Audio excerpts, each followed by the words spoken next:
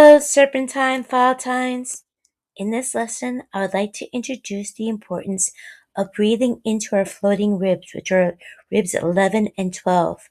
They are unattached at their distal end, allowing them to move freely to really aid our kidneys, adrenal glands, liver, gallbladder, upper colon, and spleen functions.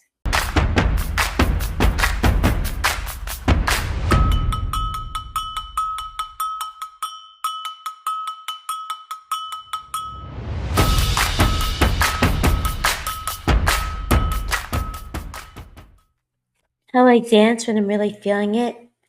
I focus on using my respiratory muscles to release my fascia and my spinal cord to move my body. The beat is a stimulating vibration of the spinal cord. Sound is a breath of movement. Our abdominal muscles flex and rotate our trunks, along with facilitating the necessary alternating rotational expansion and compression of our internal organs. Transverse abdominis and the obliques are connected to the floating ribs. Interesting to note that the external oblique that twists our trunk to the opposite side is continuous with the serratus anterior, or more commonly referred to as a push-up muscle. I refer to this muscle as the lung muscle, as it lines the lungs and pushes the shoulder into its most optimal position.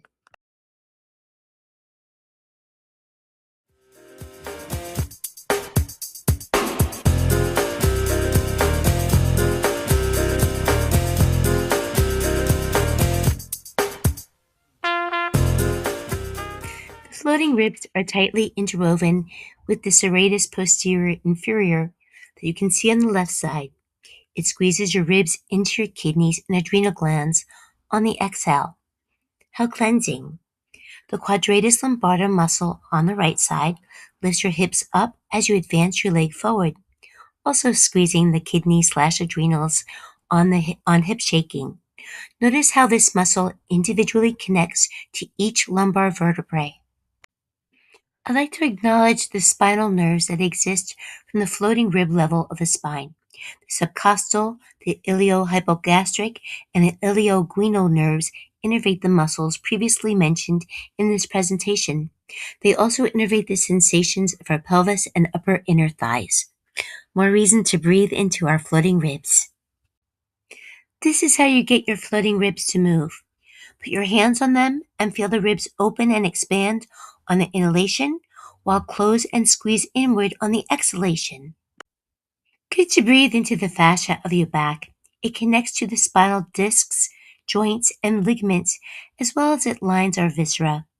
Feel your head and tail move away from each other on the inhalation and slightly arch your back on the exhalation. Also try to move your back deeply throughout the day.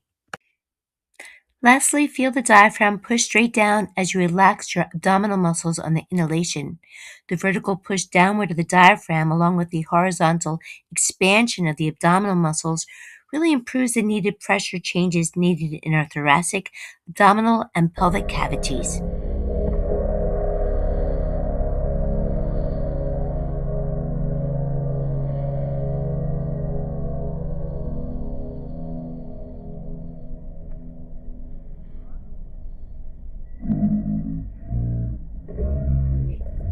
The evolution of our beings as we strive into new and deeply intrinsic ways to be in health is a joy of being human. Enjoy.